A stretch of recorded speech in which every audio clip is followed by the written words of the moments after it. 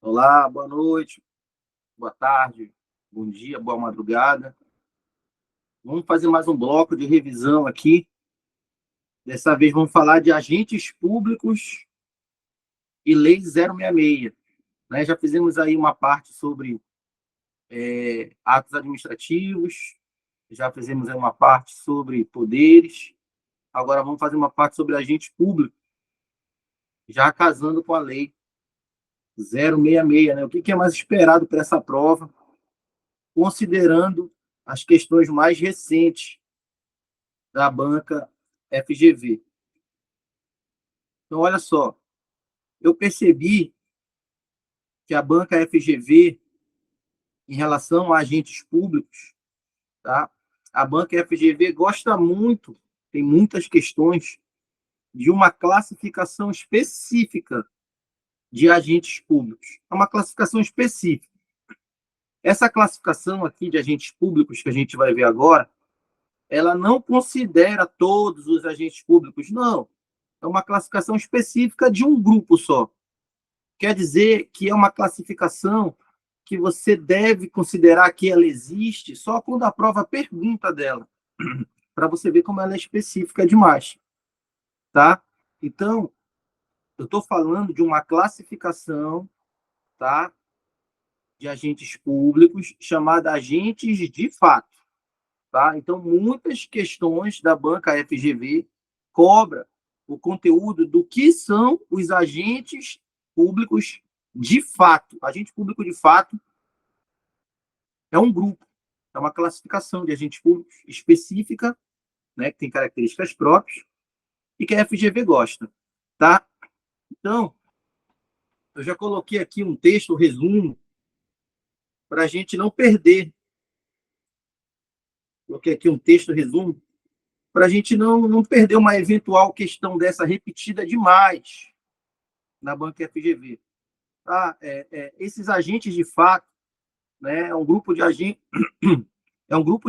que eles não têm uma investidura no cargo público de forma regular, mas eles executam uma função pública. Então, o que seria uma investidura regular num cargo público? Olha, é a investidura que a gente está buscando, a investidura regular, um agente de direito. Olha, um agente de direito com uma investidura regular no cargo, que não é esse agente de fato aqui, é o que a gente está buscando. A gente quer seguir o caminho do concurso público, passar pela nomeação, pela posse, entrar em exercício e trabalhar regularmente. Com isso, a gente vai ser agente de direito. No entanto, existe uma situação específica que o agente público está trabalhando no cargo, está trabalhando no exercício de uma função pública em nome do Estado, mas ele não possui uma investidura normal ou regular. Não, existe algo de anormal, existe alguma irregularidade na investidura dele. Por isso que ele não é um agente de direito, porque ele não seguiu o caminho legal. Ele é um agente de fato, porque ele está exercendo uma função pública, de fato, mas não está seguindo os parâmetros de direito que a normalidade, que a maioria dos agentes passa. Tá? Então, tu percebe que por essa diferença se trata de um grupo específico. Vou dar um exemplo. O exemplo de prova, né? O cara está ocupando um cargo efetivo, tá? Mas ele não realizou o concurso público. Perceba que o servidor é um agente público porque ocupa um cargo efetivo. Mas cargo efetivo é obrigatório a realização de concurso público para ingressar no cargo efetivo. Então, esse cara que está no cargo efetivo, mas não realizou o concurso público, ele é um agente público, de fato. Ele não é um agente público de direito, porque ele não cumpriu a investidura correta. Então, esse agente público que está num cargo público, mas ingressou sem concurso, um cargo efetivo, né? E ingressou sem concurso, ele é um agente público de fato. E esse grupo específico dele é chamado de agentes putativos. Então, a gente começa a ver que existem situações em que o agente público não vai ser um agente público de direito, ele vai ser um agente público de fato, porque existe alguma anormalidade, alguma irregularidade no vínculo dele, tá? Existem outras situações. Por exemplo, o cara nunca fez concurso público. Não. Ele não está num cargo efetivo. Não.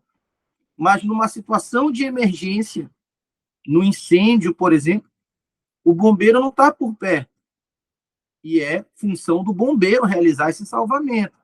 Mas os bombeiros não estão por perto. E esse particular, que não é agente público, não é concursado, ele assume essa função pública, que é do Corpo de Bombeiros. Ingressa no ambiente lá que está pegando fogo e salva as pessoas. Ele acaba numa situação de emergência, de calamidade pública, de assumir uma função pública numa situação excepcional. Nesse momento, ele foi um agente público de fato, porque ele exerceu as atribuições de um agente público, que seria do Corpo de Bombeiros.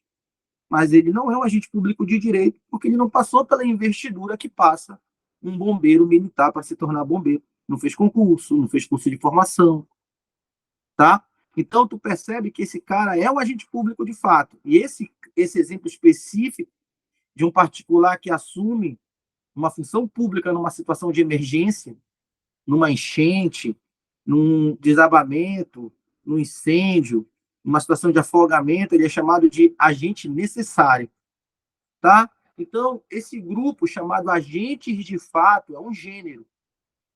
E tem duas maneiras de ser um agente de fato. Ou o agente de fato é um agente de fato chamado necessário, ou esse agente de fato é um agente de fato chamado putativo, tá? São dois grupos. Um é o gênero, agentes de fato, e tem duas espécies dentro desse gênero, que são os agentes necessários e os agentes putativos. Nos dois casos, eu tenho situações em que a pessoa assume uma função pública, mas existe alguma irregularidade ou algo de anormal na investidura dele. Tranquilo? Então, a FGV adora essa classificação, que divide os agentes de direito de um lado. Agentes de direito é quem realizou todo o procedimento correto para se tornar um servidor. E não tem nenhuma irregularidade na investidura. É o que a gente vai ser. Agora, fazendo o concurso do TJAP.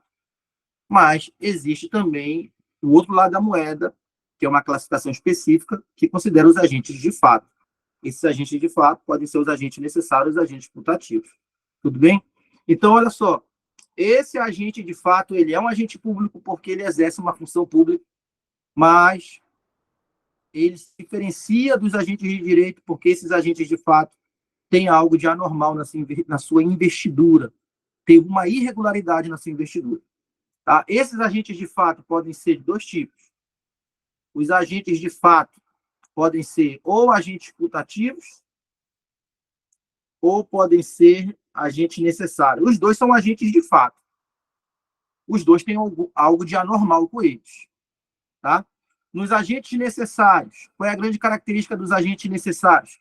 Os agentes necessários são aqueles que, em situações excepcionais, eles assumem uma função pública para colaborar com o poder público. Que situações excepcionais são essas? Olha, numa calamidade pública, é numa situação emergencial, é numa situação de urgência. Um particular que não trabalha para a administração, numa situação de urgência, de calamidade, é uma enchente que está dando e a família está indo para o fundo. O particular vai lá e salva aquela família. Ele exerceu excepcionalmente numa situação emergencial, numa função pública. Naquele momento excepcional, ele foi um agente público. Mas ele não fez concurso nenhum. Ele foi agente público de fato e não de direito. Ele foi um agente necessário. É a classificação que a FGV usa. Tá?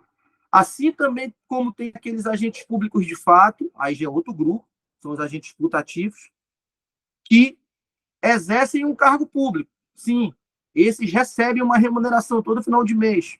Sim. Trabalham no órgão público. Sim. Mas existe alguma irregularidade no vínculo deles. Por exemplo, está no cargo efetivo e não fez concurso. Esse cara, ele é um agente público de fato, porque está lá trabalhando. Mas se ele não fez concurso, tem uma irregularidade na investidura dele. Por isso que ele é chamado de agente putativo. Outro exemplo. Olha, existe uma idade limite para trabalhar no serviço público enquanto servidor efetivo. Sabe qual é a idade limite que a Constituição Federal permite que um servidor público efetivo atue? Depois dessa idade é obrigatória a aposentadoria, chamada de aposentadoria compulsória, 75 anos. 75 anos é a idade máxima que a Constituição Federal autoriza. Inclusive, tem uma lei complementar tratando só disso. 75 anos é a idade limite que a Constituição e a lei complementar permite que um agente público ocupe um cargo efetivo, um cargo concursado. Chegou aos 75 anos, é obrigatório, é compulsório. É chamado de expulsatória, né? O agente público se aposentar. A aposentadoria compulsória quando chega a essa idade limite de 75 anos. Agora, imagina comigo, o agente público é concursado, é efetivo, está trabalhando no órgão para o qual ele foi concursado, tá, mas ele tem 76 anos e está trabalhando normalmente. Esse cara, agora, ele é um agente putativo. Sabe por quê? Porque ele tem uma irregularidade na investidura dele. Ele não poderia estar trabalhando com 76 anos, ele deveria estar obrigatoriamente aposentado. Então, agora, ele é um agente putativo. Mas ele fez concurso, mas tem uma irregularidade na investidura dele. Qual é a irregularidade? É que ele deveria estar obrigatoriamente aposentado aos 76 anos, mas não está, mas está trabalhando e fez concurso. Todo mundo que enxerga ele como um servidor perfeito, mas está irregular, porque com 76 anos deveria estar aposentado. Então, agora ele é um agente putativo. Então, esse agente putativo, ele trabalha em nome da administração, ele atua em nome da administração, ele recebe uma remuneração, ele tem toda uma aparência de servidor. Alguém que chega lá no órgão que ele trabalha, não tem como duvidar dele ser um servidor, ou seja, ele tem toda uma aparência de legalidade, mas existe uma irregularidade na investidura dele. Ou ele está no cargo efetivo e não fez concurso, ou ele já passou da idade para aposentar compulsoriamente, ou ele está de férias. Porque se o servidor está de férias, ele não poderia estar se o servidor está de férias, ele não poderia estar na sessão administrativa praticando atos administrativos, porque naquele momento ele está dispensado do serviço. Ele não poderia estar atuando em nome da administração estando de férias. Durante aquele período em que ele está de férias, ele não poderia estar trabalhando. Mesmo que o servidor está aposentado, ele está aposentado. Se ele está aposentado, ele não poderia estar praticando atos administrativos dentro da administração. Tudo isso são irregularidades que tornam a pessoa agente putativo. Tá? Então, o cara está de férias, mas está trabalhando. Agente putativo, tem uma irregularidade ali. O cara tem a idade limite para aposentar, mas não aposentou. Agente putativo, tem uma irregularidade. O cara está trabalhando no cargo efetivo, mas não fez concurso. Tem uma irregularidade, ele é um agente putativo. Tá? Então, o cara está aposentado, mas está lá na repartição praticando atos administrativos, atendendo o público. Isso ele passa a ser um agente putativo. Quer dizer, um cara que tem toda uma aparência de legalidade, mas que existe uma irregularidade na investidura dele. A FGV classifica esses caras como agentes putativos. Tudo bem? Então, cuidado com os agentes putativos. Cuidado com os agentes de fato. Eles podem ser ou necessários ou putativos. Os necessários são aqueles que assumem uma função pública só num momento excepcional, porque houve uma emergência, uma calamidade pública, ou seja, eles não vão ter uma remuneração por causa disso, porque é uma situação de emergência, é algo excepcional, é só um momento. E os agentes putativos, eles estão trabalhando em nome da administração e eles recebem normalmente, mas existe alguma irregularidade na investidura deles. Esses agentes putativos não devolvem o dinheiro que eles receberam. Mesmo estando irregulares, não devolvem o dinheiro, porque eles trabalharam. E se eles trabalharam, o Estado não pode pegar o dinheiro de volta senão vai estar enriquecendo sem causa, né? Vai estar fazendo alguém trabalhar de graça. Se trabalhou, tem que receber. Tudo bem?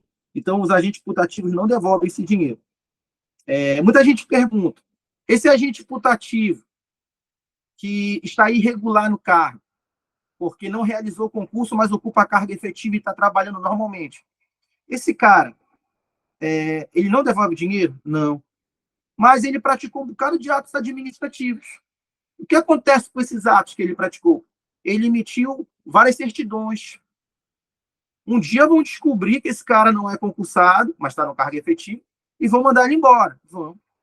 Ele vai ter que devolver o dinheiro? Não, não vai, porque senão o Estado vai estar enriquecendo sem causa. Esse cara, os atos que ele praticou, serão considerados válidos ou inválidos? Legais ou ilegais os atos que esse cara praticou? Olha, os atos praticados pelos agentes putativos são considerados válidos. A doutrina diz que esses atos têm que ser convalidados, ou seja, têm que ser considerados válidos, porque esse agente público, quando atende a população, não tem como a população questionar a regularidade dele e adivinhar que ele estava irregular. A população tem uma... A população vê nesse agente público uma aparência de legalidade. Então, os atos praticados pelos agentes putativos são atos considerados válidos ou são atos convalidados, principalmente em relação aos terceiros de boa-fé. Pensa comigo, o cara está lá atendendo o público, emitindo certidões. Está no cargo efetivo, mas não fez concurso. Agente putativo. Ele emitiu uma certidão para mim, que sou um terceiro de boa-fé, não sei de nada da irregularidade dele. Só cheguei e vi ele trabalhando atrás do balcão e ele emitiu uma certidão para mim. Um dia, descobrem que esse cara não fez concurso e mandam ele embora. A minha certidão é válida com a assinatura dele? É. A minha certidão vai ser convalidada, vai ser válida. Por quê? Porque, para mim, que não sei de nada, sou um terceiro de boa-fé, existe toda uma aparência de legalidade em relação àquele servidor no dia que eu fui lá. Não teria como eu olhar para o servidor e dizer, não assina a minha certidão porque tu tá aí sem concurso. Eu estou vendo aqui, lendo a tua mente. Não teria como fazer isso. Então, a população precisa ser protegida em relação aos atos. Os atos são válidos em relação aos terceiros de boa-fé. Eu quero saber se você entendeu bem esse agente putativo, que ele trabalha em nome da administração, ele recebe, mas tem alguma irregularidade na investidura dele. Os atos desse agente putativo são considerados válidos, são convalidados em relação aos terceiros de boa-fé, e eles não devolvem o dinheiro o dia que eles são mandados embora por causa dessa irregularidade. Se a irregularidade for suficiente para mandar eles embora, eles não devolvem o dinheiro. Vocês entenderam bem esse agente putativo, que é um dos tipos de agente de fato? Entenderam bem o agente putativo, hein? Sim, Juan. Ok. Tá? Agora, não confundir com o agente necessário, hein? O agente necessário é só em um momento. Ele não vai trabalhar todo dia numa repartição. O agente necessário é numa situação excepcional, é numa enchente, num incêndio, num acidente, um particular que não pertence à administração, não é servidor, nunca fez concurso nenhum, ele assume nessa situação de emergência uma função pública para atuar em nome do poder público a nível de colaboração com o poder público. Então, esse cara, né, ele é um agente necessário. Vamos ver como é que isso é perguntado. Olha, essa classificação é muito específica. Tu só vai falar de agente necessário, de agente putativo, se a prova te perguntar sobre isso. Porque isso é muito específico. E a FGV, né, é uma enxurrada de questões que pergunta só sobre essa classificação. Tá? Perceba que os dois não são agentes de direito. Os dois são agentes apenas de fato. Porque os dois, seja necessário, seja agente putativo, existe algo de anormal na contratação deles, algo de diferente, algo de irregular. Tá? Agente de direito somos nós. Nós que estamos fazendo o concurso do TEJA.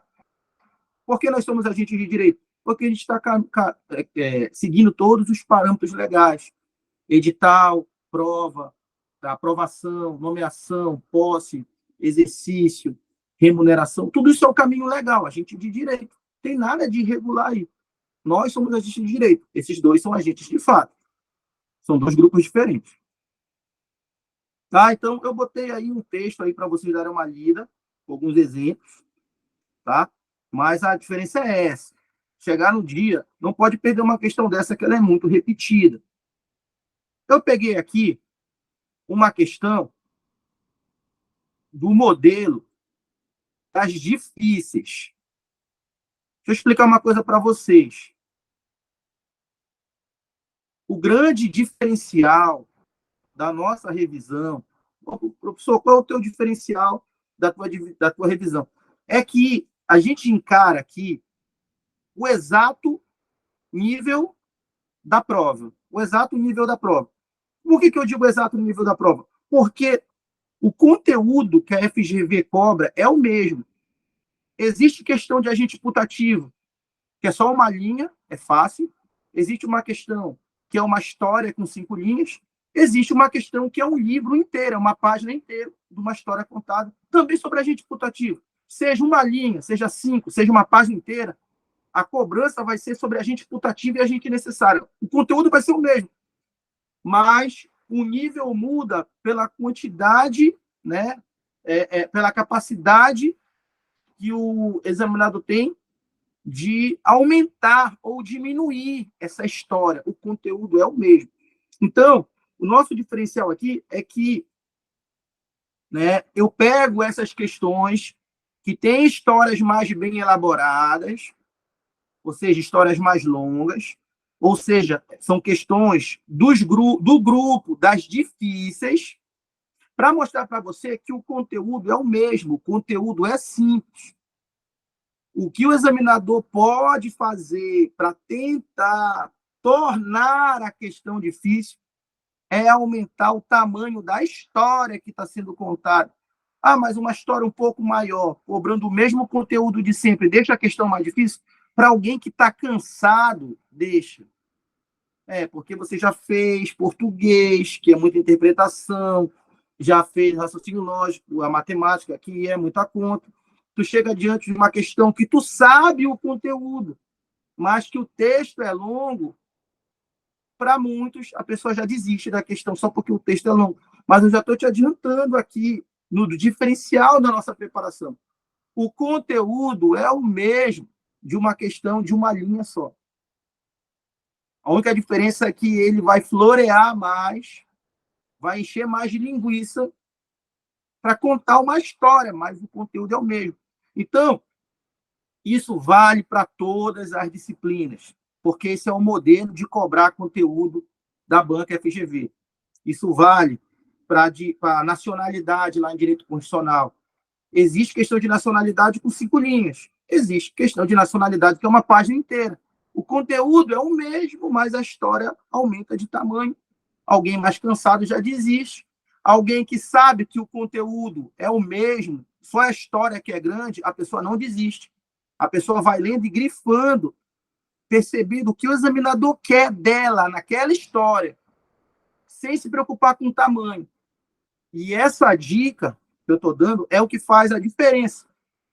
Para uma pessoa que estudou, sabe o conteúdo, mas não tem medo de texto grande, porque sabe que o texto grande não vai fazer o conteúdo ser mais difícil. O conteúdo está lá do mesmo tamanho de sempre, simples. Tu sabe o conteúdo. A pessoa que está aqui treinada comigo, que está aqui recebeu essas orientações, vai chegar lá e vai dizer, o texto é grande, mas eu vou achar o conteúdo.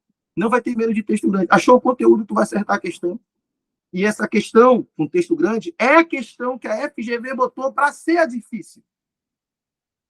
E você vai acertar ela, isso já te dá um gás em relação aos demais concorrentes. Tudo bem? Então, olha o que eu estou te falando.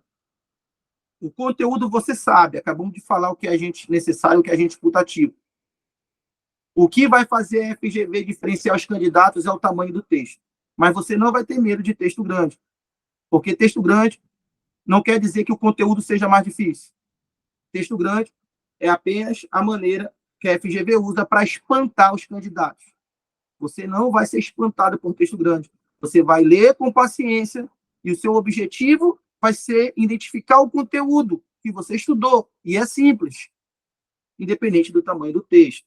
Essa é a grande dica da nossa preparação para não se dar mal, tá? Lá nas questões do dia da prova. Não ter medo, não correr de questão com texto grande, tá?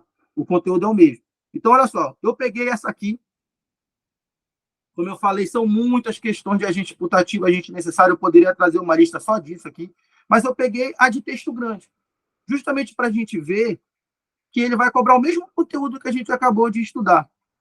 A diferença é que ele vai contar uma história um pouco maior.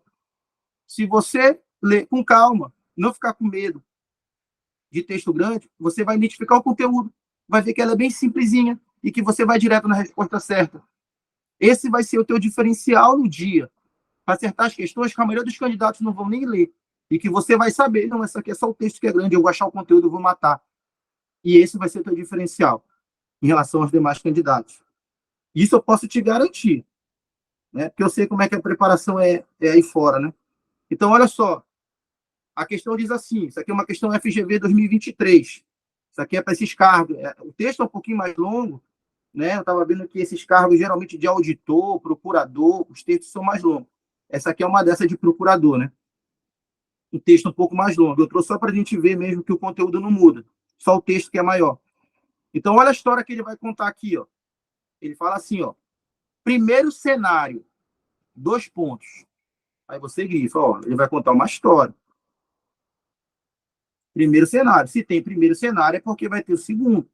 Nesse primeiro cenário, que história ele vai me contar? Aí ele vai lá, ó. João, após 3 anos de estudo, é aprovado em concurso público, tomando posse no cargo almejado. Beleza. Esse concurso foi aprovado, tomou posse. Durante 6 meses, o servidor público praticou dioturnamente todos os atos atrelados ao feixe de atribuições definidas em lei para sua função. Durante 6 meses, trabalhou direitinho. Passou no concurso, tomou posse, durante 6 meses, trabalhou direitinho. Nada obstante, a administração, após a observância do contraditório da ampla defesa, verifica a ocorrência de vícios insanáveis no concurso, dando aso à anulação deste, com os consectários daí decorrente, anulação das nomeações. Olha, a administração descobriu depois que o concurso, que teve fraude no concurso, teve vício. E a administração anulou o concurso do João. Ou seja, anulando o concurso, também anulou as nomeações e as posses. A posse e a nomeação do João, juntamente com o concurso do João, acabaram de ser anulados. Perfeito. Segundo cenário. Perceba que ele não fez pergunta nenhuma para você. Ele só te passou um contexto.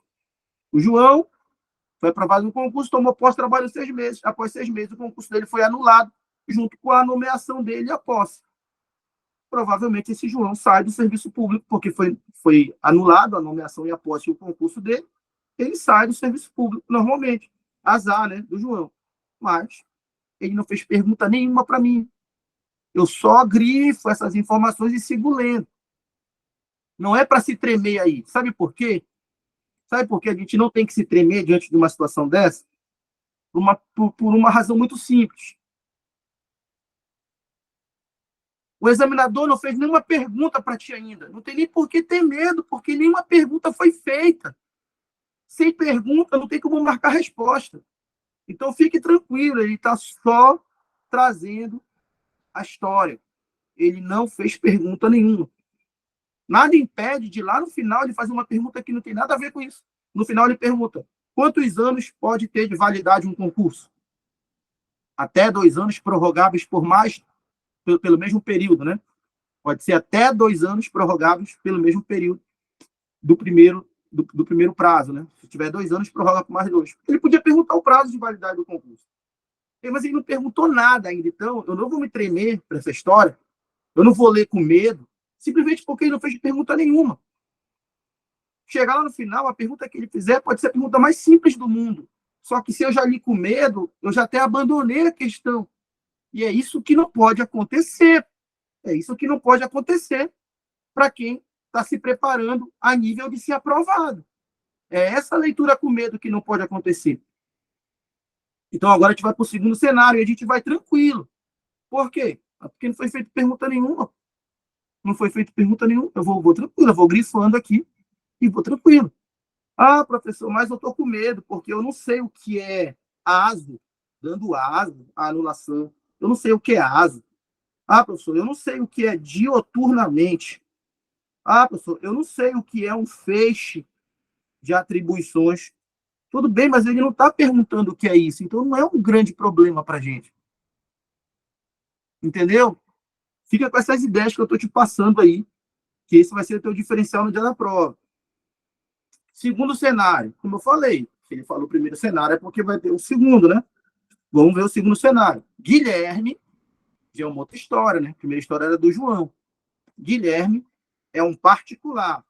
Opa, já vi que o Guilherme não é servidor, porque particular é contrário de servidor, né? Guilherme é um particular, logo não é um servidor. Ele é especializado em mergulhos, em alto mar. Em um dia de fortes chuvas, no município de Rio de Janeiro, o Guilherme visualiza duas senhoras ilhadas em um determinado local, na iminência de serem levadas pela correnteza gerada pela força do alagamento das ruas. O Guilherme, que é particular, então, verificando que o corpo de bombeiros não estava presente, o Guilherme resolve ir ao local e logra êxito em salvar as mulheres. Pronto, acabou a história do Guilherme. Acabou a história do Guilherme. Então, um é servidor, porque fez concurso, tomou posse do exercício, mas o concurso dele foi anulado junto com a nomeação e a posse dele. O outro é particular, não é servidor, mas estava numa praia, o bombeiro não estava duas mulheres se afogando, ele foi lá e pegou elas. Perfeito. Qual é a pergunta? Nenhuma pergunta ainda. Eu só grifei, não estou com medo de nada. Não tem pergunta, eu vou começar a me preocupar quando a pergunta vier. Pô. Nesse contexto, considerando os cenários delimitados, é correto afirmar, opa, é para eu responder nos itens. É cada item que vai ser analisado em relação aos cenários. Ele nem fez uma pergunta específica.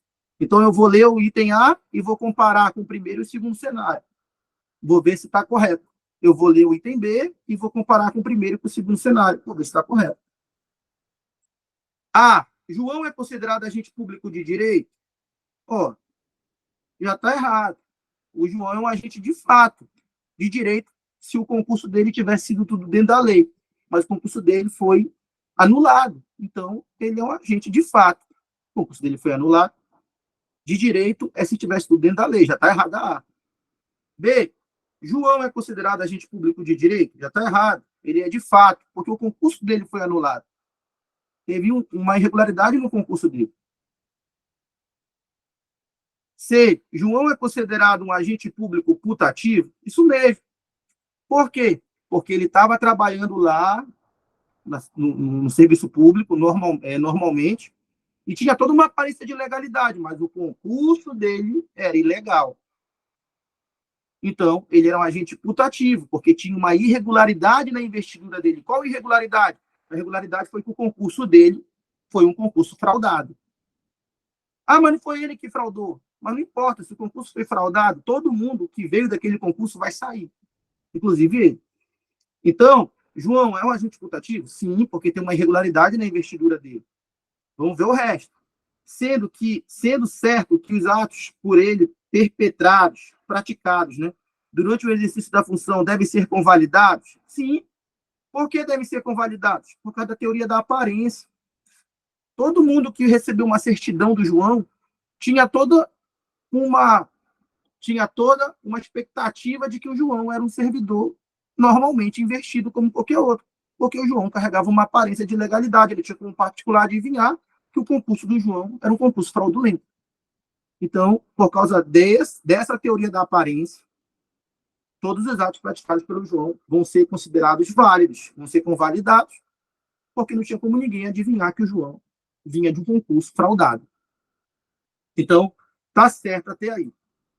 Guilherme é considerado agente público de fato necessário? Sim, agente público de fato e do tipo necessário. Por quê? Porque ele assumiu uma função pública numa situação de emergência, que foi o salvamento das pessoas. Sem que se aplique, contudo, a teoria da aparência. Para o Guilherme, não se aplica a teoria da aparência, né? Por que não se aplica a teoria da aparência? Porque o Guilherme não vinha trabalhando numa repartição pública, não vinha trabalhando como salva-vidas de forma recorrente, não estava uniformizado, não vinha trabalhando de forma recorrente. É nítido que o Guilherme assumiu uma função pública numa situação excepcional. Né? O Guilherme não chegou lá para salvar as mulheres com o uniforme do bombeiro. Então, ele não tinha aparência de legalidade. E nem o uniforme de bombeiro ele tinha.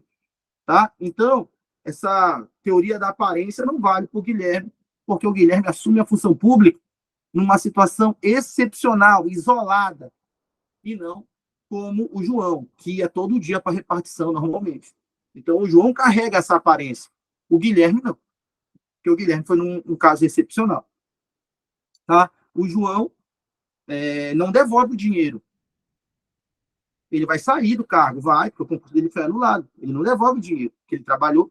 Já o Guilherme, né, ele, como ele ingressou, assumiu uma função, numa situação isolada, no caso excepcional, ele se tornou agente público de fato necessário, nesse período isolado que ele salva as pessoas, mas ele não recebe nada por isso. Não tem remuneração para o Guilherme, né?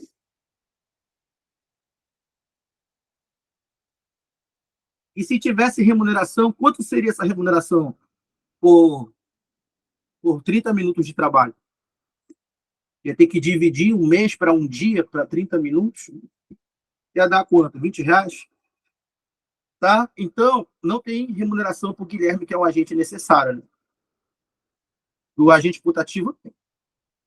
Gabarito, então, letra C. E aí, essa questão aí é um bicho de 7 cabeças só porque trouxe 2 cenários e você teve que analisar letra por letra para aplicar esses cenários? Essa é uma questão do bloco que a FGV classifica como difícil. Mas você, conhecendo o conteúdo de agente putativo e de agente necessário, você conseguiria, com calma, fazer uma questão dessa? O que você me diz aí? Conseguiria sim, Juan. Aí, o que eu te falo? O nível da prova, tá? O nível da prova é daqui para baixo. Não existe a possibilidade de, na tua prova, nascer um contexto mais trabalhoso que esse. Esse aqui é o contexto mais trabalhoso possível que pode ser cobrado qualquer conteúdo na tua prova. Esse é o teto. É daí para baixo. Quer dizer que existem questões muito mais diretas, com muito menos linhas e muito mais fáceis de identificar o conteúdo do que essa. Então, você dominando o conteúdo de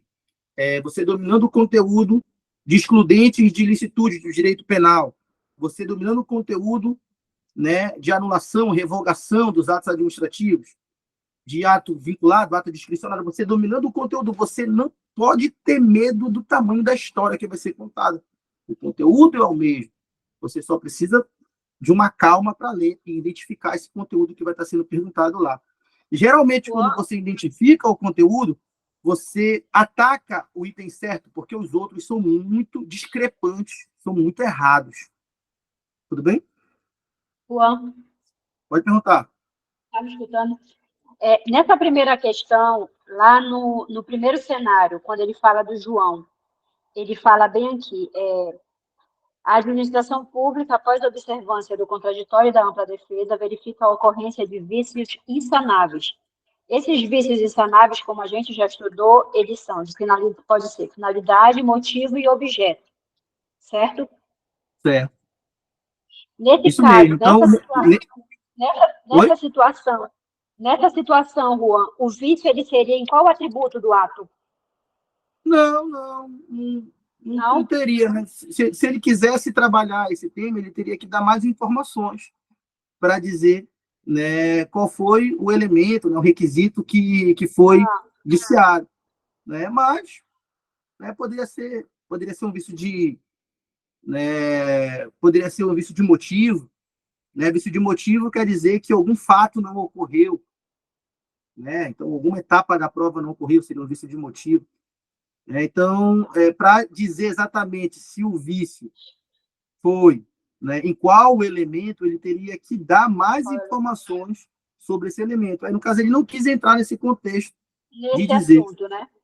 Não era voltado para esse assunto. Quando ele fala de vício insanável, ele quer dizer que não tinha como salvar o concurso. Que não tinha como convalidar o ato, né? Ele era caso de anulação. Não tinha como corrigir o erro desse concurso e salvar ele convalidando, né?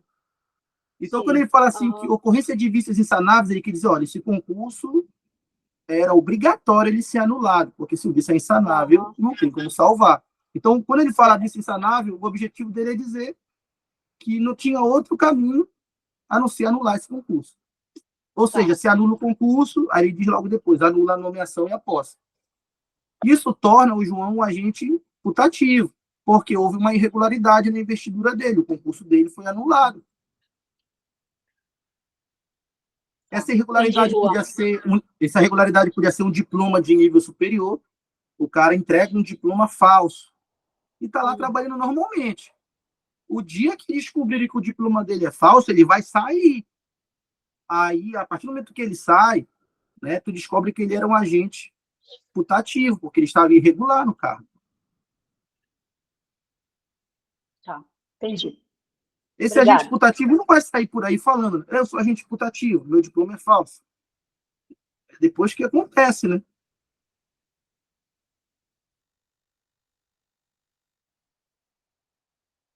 Ó, AD, João, será considerado agente público putativo? Certo. Sendo certo que os atos por ele perpetrados durante o exercício da função devem ser anulados? Não. Devem ser convalidados. Tá? Então está errado essa parte aqui. Guilherme, agente público de fato necessário? Sim. Sem que aplique a teoria da aparência? Sim. Então está errado essa parte aqui na D, que diz que os atos do João vão ser anulados. Não, vão ser convalidados por causa da teoria da aparência. Ninguém teria como adivinhar que o João estava irregular no cargo. Então, os atos dele têm toda uma aparência de legalidade para a população. João na letra E, João é considerado agente público de direito? Já está errado. De direito se tivesse tudo correto na investidura dele. Não está. Então, ele é de fato e não de direito. Tá? Então, cuidado. Se liga muito nessa dica dessa primeira questão.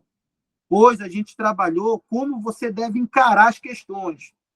Isso é 50% do caminho para acertar a questão. A maioria dos candidatos só vê o texto grande e já desiste mentalmente. E você não, você vai ver o texto grande e vai pensar, o texto é grande, mas o conteúdo é qual? Eu vou achar esse conteúdo que vai estar sendo perguntado nesse texto grande, eu sei esse conteúdo e eu vou acertar essa questão. Então, esse é o teu diferencial que vai fazer para acertar as questões que a maioria vai desistir sem ler. Tá? Então, se liga nisso daí. Aqui eu trouxe algumas outras questões de agente putativo, só para te ver que ele cobra a mesma coisa, só que com textos pequenos. Em 2002, ou melhor, em 2022, para técnico administrativo, a mesma banca FGV disse assim numa questão: apesar de um agente putativo praticar atos sem ser um agente de direito, suas condutas podem ser validadas a bem da segurança jurídica e da presunção de legitimidade dos atos da administração. Isso mesmo. Essa presunção de legitimidade, essa presunção de que os atos da administração são legítimos, essa segurança jurídica que a população precisa ter. Por que segurança jurídica? Porque se não fosse essa segurança, se não fosse essa certeza de que o ato vai ser convalidado, a gente pegaria toda a certidão com medo, né? A gente, me dá uma certidão aí, mas tu fez o concurso direitinho aí, cara? Tu vai assinar isso para mim, isso vai dar errado depois. Não, ia deixar todo mundo inseguro juridicamente. Então, a segurança jurídica que a população precisa para receber uma certidão, sem medo daquele cara estar irregular no cargo. Tá? Então, isso é um item correto. Um agente putativo, por causa da segurança jurídica, da presunção de legitimidade de seus atos, podem ser validados, podem ser convalidados, apesar dele estar irregular no cargo, né? Apesar dele não ser de direito, ele ser apenas um agente de fato. Então, aqui, ó, em 2 linhas, foi cobrado em 2022. Em 2022 também, aqui para analista, na Procuradoria Estadual do Rio, foi cobrado assim, ó: são considerados putativos agentes públicos que desempenham uma atividade pública na presunção de que possuem legitimidade, embora sem investidura regular. Isso mesmo. Eles não têm uma investidura regular, porque tem algo de errado nessa investidura deles, mas tem toda uma presunção de legitimidade por trás dele, por causa da teoria da aparência. Então, aqui também está certo. Tá? Então, aqui está certo. A gente percebe que foi cobrado aqui com outras palavras, e aqui também está certo. Fique esperto com esse agente putativo domingo na nossa prova. Pode ser cobrado numa história que pega metade da página, pode ser cobrado numa história de 2 linhas. O mesmo vale para os outros conteúdos. Tá? Agora vamos falar sobre outro que é dos temas mais repetidos de agentes públicos na banca FGV. Foi uma das questões que eu mais vi repetir. E é uma questão que fala sobre acumulação de cargo público. Pode acumular cargo público? Olha, a regra é que é vedado acumular cargo público. Essa é a regra. Vedado, é proibido. Mas a própria Constituição trouxe as exceções. Por exemplo, é vedado acumular remuneração de cargo público. É proibido. Só pode ocupar um cargo público. Essa é a regra. Mas, se for 2 cargos de professor, aí pode. Aí pode. Mas é proibido acumular remuneração. Mas se for um de professor com outro cargo que seja de natureza técnica, ou se for um de professor com outro cargo que seja de natureza científica, aí pode. Então, pode se for 2 de professor, pode se for um de professor com outro que seja do tipo de natureza técnica, ou se for um de professor com outro que seja de natureza científica, cargo de natureza científica, aí pode. E também pode, se for 2 cargos ou empregos privativos de profissionais da saúde com profissão regulamentar. Então, quais são as profissões regulamentadas da saúde? Quase todas, né? Médico, odontólogo, enfermeiro, psicólogo. São profissionais da saúde com profissões regulamentadas. E se tiver 2 cargos, pode acumular. Mas é claro que também tem que analisar se há compatibilidade de horários. Tem que ter compatibilidade de horário, tem que ser compatível o horário.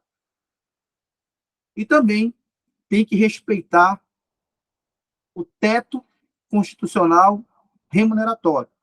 Então, não basta ser 2 de professor.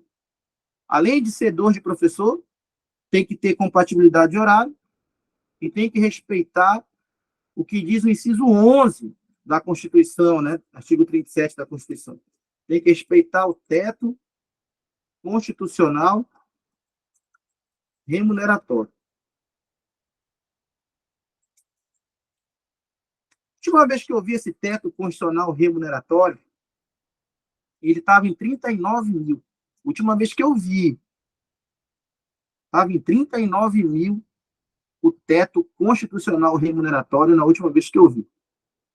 Quer dizer que, né, nenhum agente público pode receber mais do que esse valor a título de remuneração. Né? É a remuneração do ministro do STF, inclusive. Estava 39 mil. Então, quando for acumular 2 cargos de professor, tem que respeitar o teto constitucional remuneratório. O único problema é o seguinte: todo mundo pensa que respeitar o teto constitucional remuneratório é somar as remunerações. O cara é professor federal e professor estadual, 2 cargos, 2 vínculos. Pode? Pode, é 2 de professor. Tem compatibilidade de horário, então ele pode. Ah, mas tem que somar a remuneração dele. Se passar de 39 mil, não pode acumular, porque está passando o teto. Não, não é assim que funciona. Respeitar o teto constitucional remuneratório não quer dizer que é somando as remunerações. Respeitar o teto constitucional remuneratório quer dizer que é isoladamente, cada cargo não pode passar do teto. Quer dizer que o vínculo dele de professor estadual não pode passar de 39 mil. O vínculo dele de professor da União, né, professor federal, não pode passar de 39 mil. Se um for 30 mil, um caso hipotético, né? E o outro for 30 mil também, ele vai estar ganhando 60 mil somando os dois. E ele está respeitando o teto constitucional remuneratório. Ah, mas o teto não é 39, ele está ganhando 60. Ele está ganhando 60 somando. Mas isoladamente é o que vale. Aí tu vai dizer, pô, então, para que serve isso? Pois é, nem eu sei. Porque a análise é individual, não é a soma. Ninguém vai estar num cargo que sozinho passe de 39 mil, né, como regra. Se tu pegar aqui na LAP, tu vai descobrir que tem gente que tiveram que cortar ali, que o cara ganhava mais do que o teto. Então, fique despreocupado. Esse negócio de respeitar o teto constitucional remuneratório é cada cargo isoladamente que tem que estar abaixo do teto. Não é a soma das remunerações. E a FGV pergunta isso, hein? Não é a soma das remunerações que tem que ser menos que o teto. É cada uma das remunerações isoladamente tem que ser menor. Se as duas somadas passar do teto, está normal. Mas cada uma, sozinha, não pode passar do teto. Para um professor, isso não vai acontecer nunca. Para profissional da saúde, quem sabe, né? Para profissional da saúde, quem sabe. Porque o médico, por exemplo, né, dependendo de quantos plantões ele fizer, quem sabe ele chegue perto aí dos 30 mil em plantões, nos plantões, eu não sei, né? Talvez ele chegue perto, e aí seria o caso de se analisar.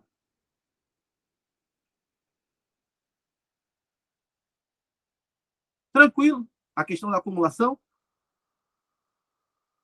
Muita prova pergunta se vale para emprego público e funções públicas, nas autarquias, nas fundações públicas, nas sociedades de economia mista, nas empresas públicas.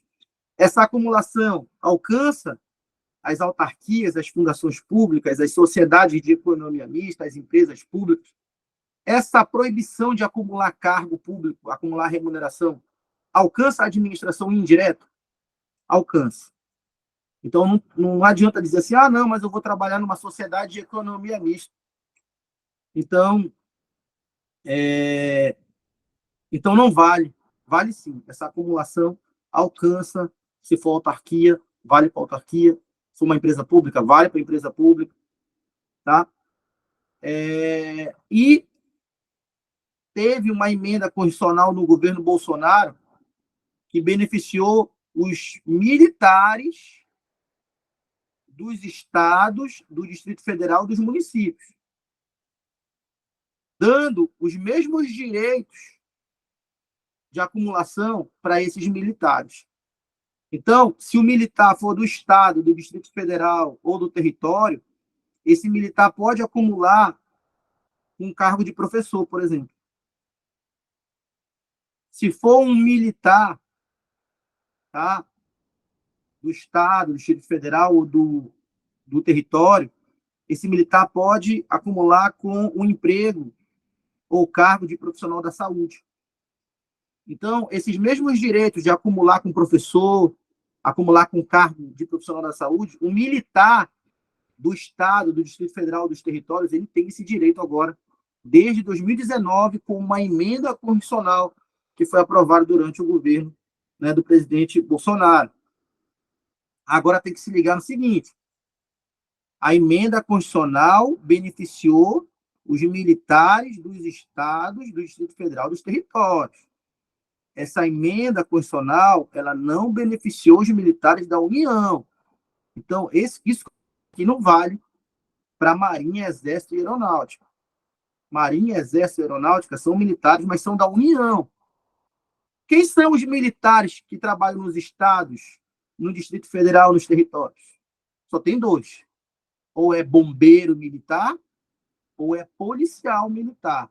Então, os policiais militares e os bombeiros militares, eles e mais ninguém dos militares, né? Só os policiais e os bombeiros militares, só eles dois, foram beneficiados por essa emenda 101 de 2019, porque eles podem acumular agora com cargo de professor podem acumular também com os cargos de profissionais da saúde.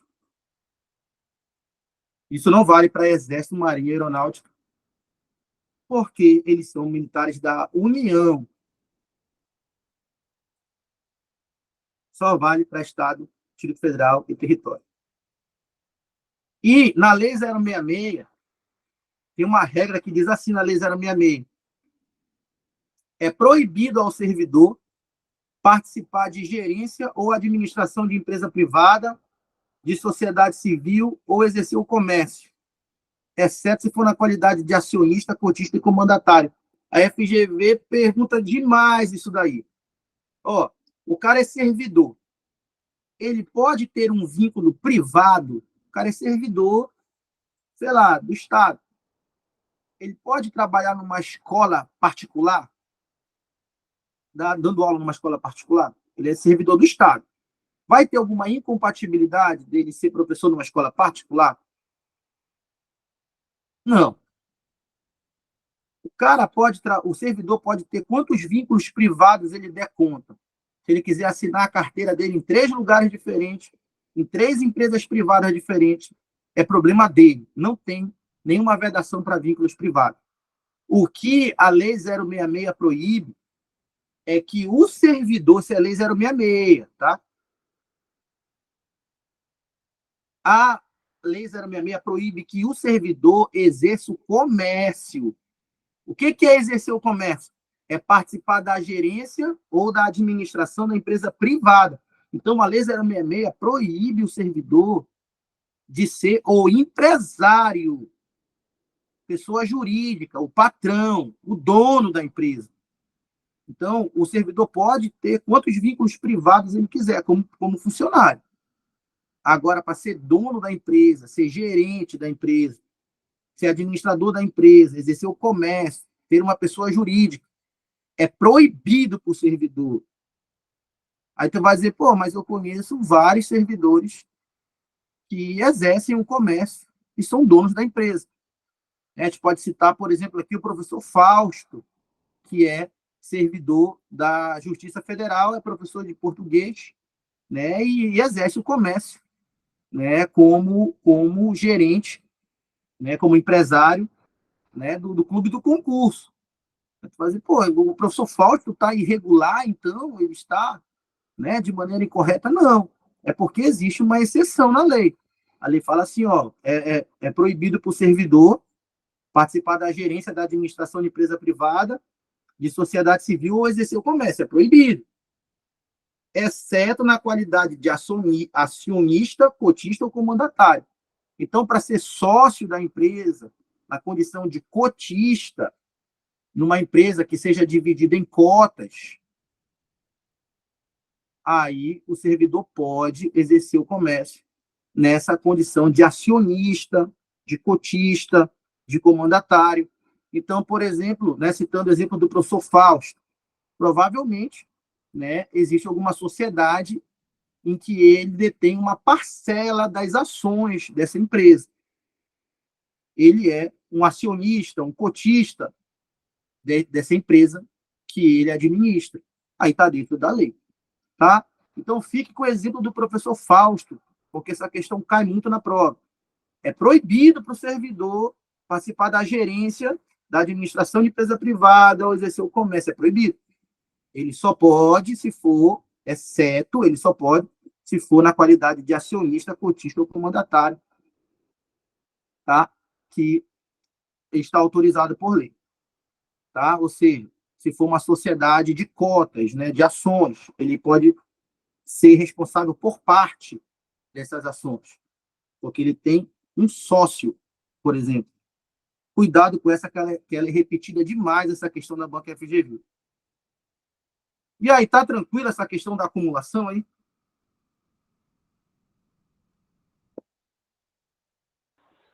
Ok, Juan. Tá? Agora, vamos ver como isso é cobrado. Questão número 4. Ó, Marcos, servidor público ocupante de carga efetiva de nível superior, cujo exercício exige conhecimentos técnicos específicos e habilitação legal de uma agência reguladora estadual, exerce cumulativamente cargo público remunerado de professor em universidade pública. Então, eu já vi que é cumulativo, então ele exerce 2 cargos públicos. Eu já vi que um é de professor federal e o outro é um cargo de conhecimentos técnicos. Então, eu já vi que um é de professor, o outro é um cargo de natureza técnica. Eu tenho que me preocupar? Não, porque você sabe o nosso macete. Nosso macete é: esse cara não fez pergunta nenhuma ainda. Eu nem sei o que ele quer. Eu nem sei o que ele quer. Então, não me preocupo. Eu sigo, eu tenho que achar a pergunta. Sobre o caso apresentado, a Constituição Federal, segundo a Constituição assinada, é a opção correta. Então, é para analisar cada item, considerando que esse cara, o Marcos, acumula um cargo de professor com um cargo técnico. Agora, eu vou analisar item por item. Letra A. É vedado ao Marcos tal acumulação? Já está errado. Ele pode, porque um é de professor, o outro é técnico. É permitida a Marcos a acumulação remunerada desses cargos? Certo, é permitido. É permitido. Desde que haja compatibilidade de horários? Perfeito. Tem que ter compatibilidade de horário. Devendo, em qualquer caso, optar pela remuneração integral de um dos cargos e por 70% do valor do outro? Não. Ele não precisa optar por nada. Se está dentro das exceções que a Constituição permitiu, nesse caso pode, é um de professor com outro técnico, então ele não precisa optar por parte da remuneração, ele recebe as duas. Vai trabalhar pelos dois, recebe pelos dois. Está errado esse final. C. A Constituição Federal de 88 somente permite a acumulação de 2 cargos ou empregos privativos de profissionais da saúde com profissões regulamentadas? Não. A Constituição permite 2 de professor, permite um de professor com outro técnico, professor com outro científico, permite esse de 2 de profissionais da saúde, e ainda permite o caso dos militares estaduais, distritais e dos territórios. Então, tem pelo menos aí 5 situações que a Constituição permite. D. É vedada a acumulação remunerada de 2 cargos públicos? A vedação à acumulação remunerada de 2 cargos públicos aplica-se apenas às entidades da administração direta. Já está errado. Como a gente viu, para a administração indireta, que são as autarquias, as fundações públicas, as sociedades de economia mista das empresas públicas, também vale a proibição de acumular. Para a administração indireta também vale. Já está errado aí. Ou só pode ser a letra E, então. É permitida a Marcos tal acumulação remunerada? Tá certo. Por se tratar de acumulação de um cargo de professor com outro técnico ou científico? Sim. O caso é técnico, né? Desde que haja compatibilidade de horário? Perfeito. Correta a letra E. O que vocês me dizem dessa questão aí? Esse, eu acho que é um nível razoável para a nossa prova de domingo. Claro que é só uma opinião, eu não tenho a prova. Mas, na minha opinião, pelo que eu pesquisei das questões 23 e 24 da FGV, para tribunais, o nível é esse. É uma história curta, em que você tem que identificar o que acontece na história e analisar cada item comparando com a história. Eu percebi nas questões de tribunais que o nível é esse. Então, a minha opinião, eu não tenho a prova, é só uma opinião, tá, de quem pesquisou as questões. A maioria das questões de domingo serão assim, que nem essa aqui. Essa aqui poderia ser uma questão de direito administrativo e também poderia ser uma questão de direito constitucional, tranquilamente. Essa é uma questão que concorre muito para a tua prova, porque ela está nos dois, no direito administrativo e no direito constitucional. O que vocês acham desse nível aqui de prova? É um nível resolvível? É um nível que dá de temer?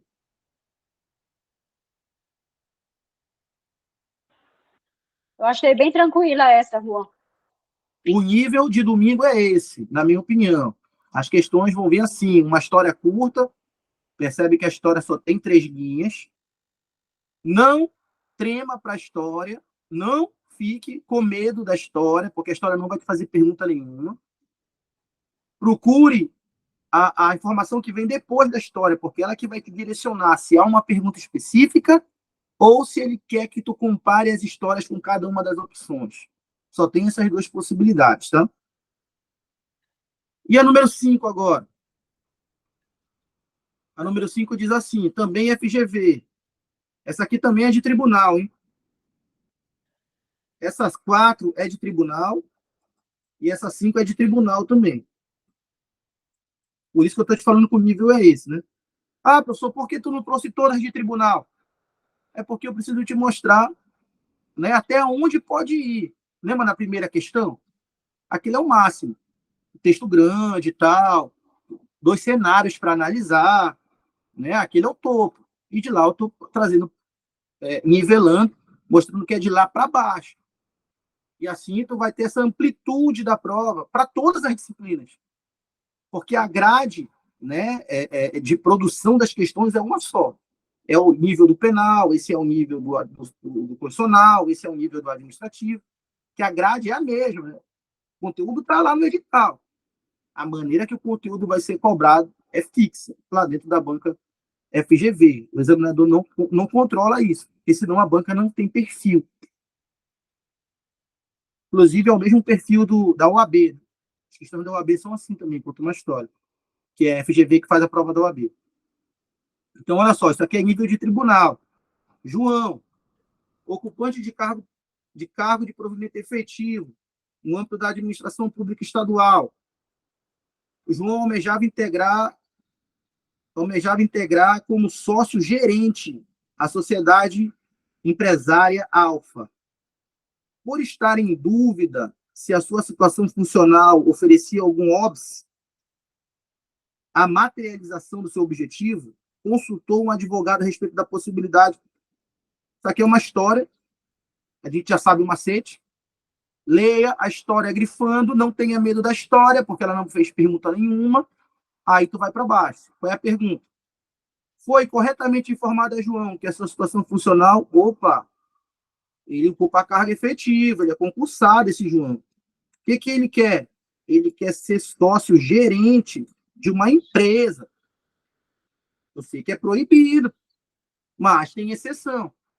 Quais são as exceções em que o servidor pode ser um sócio gerente de uma empresa? Se for como cotista, como acionista ou como mandatário. Quando a gente identifica o conteúdo, a gente vai direto na certa, gabarito aqui na 5, que é a letra E. Não impede a realização do referido objetivo, desde que seja na qualidade de acionista, cotista ou comandatário, é o que a lei permite, para que o servidor possa exercer o comércio na forma de gerente. Ele pode exercer o comércio na forma de gerente se for acionista, cotista ou comandatário. Né? Uma questão pessoal minha, né? Um concurso que eu estudei muito em 2012, né? Que eu estudei muito, o TCE, né? Eu fiquei em 50, chamaram 42, faltou 8 para mim. E eu errei esse item aí, né?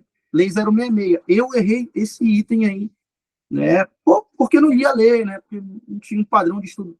Nos primeiros concursos que eu estudei, né? Isso faz 12 anos. E já não tinha essa habilidade de ler e tal, a lei, blá, blá, blá. E perdi esse item. Perguntou exatamente isso. Era só para marcar acionista, cotista para o mandatário. Né? Mas graças a Deus que eu não acertei, né? Porque senão eu podia ter parado ali, né? E tá no TCE até hoje, de lá não passei, aí segui, até, né, tá em situações melhores. E é assim que funciona, né? A gente pensa assim, não passei nesse, minha vida acabou. Na verdade, se continuar estudando, você está apenas gerando, né, algo maior para você no futuro. É assim que funciona. Quem sabe eu tivesse parado lá, né? Eu tenho quase certeza que eu pararia. Tinha ficado por lá mesmo. Então, eu errei essa do cotista, acionista e comandatário. De tão repetido que é, né? Eu errei isso há 12 anos atrás. E é claro que isso não parou de cair. E não vai parar de cair. Aqui eu vou só parar a gravação rapidinho aqui